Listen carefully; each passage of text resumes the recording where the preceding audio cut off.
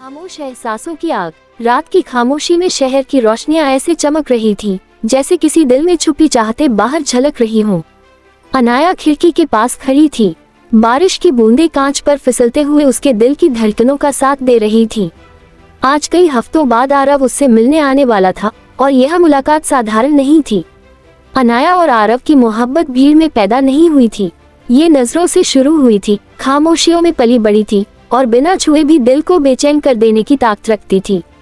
दोनों एक दूसरे के करीब रहते हुए भी सीमाओं को समझते थे, मगर आज हवा में कुछ अलग सी गर्मी थी। दरवाजे पर हल्की सी दस्तक हुई। अनाया का दिल जोर से धड़का। उसने दरवाजा खोला तो सामने आरव खड़ा था, आंखों में गहरी चाहत, चेहरे पर सुकून और आवाज में ठहराव। कुछ पल दोनों एक दूसरे को देखते रहे, जैसे वक्त ने सांस रोक ली हो। आरव अंदर आया तो कमरे में उसकी मौजूदगी से ही एक अनकही बेचैनी फैल गई। अनाया ने नजरें झुका ली, मगर उसके होठों पर हल्की सी मुस्कान थी। आरव ने धीरे से कहा, आज तुम बहुत अलग लग रही हो अनाया। अनाया ने कुछ नहीं कहा, बस उसके करीब चली आई। अब दोनों के बीच की दूरी सांसों जितनी रह गई थी। आरव का हाथ अनायास ही अनाया की उंगलियों को छू गया। वह स्पर्श छोटा था, मगर इतना गहरा कि अनाया की सांस थम सी गई। यह कोई जल्दबाजी नहीं थी, यह इंतजार का इनाम था। आरव की आंखों में चाहत के साथ सम्मान भी था।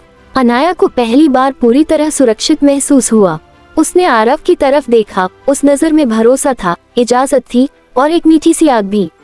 आरव ने बहुत नरमी से अनाया के बालों को छुआ, जैसे डर रहा हो कि कहीं ये पल टूट न जाए।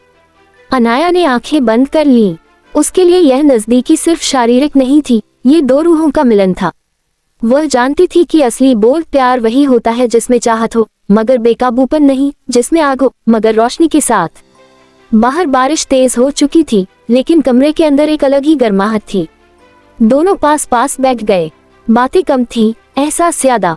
हर खामोशी में एक वादा छुपा था, हर स्पर्श में एक कहानी।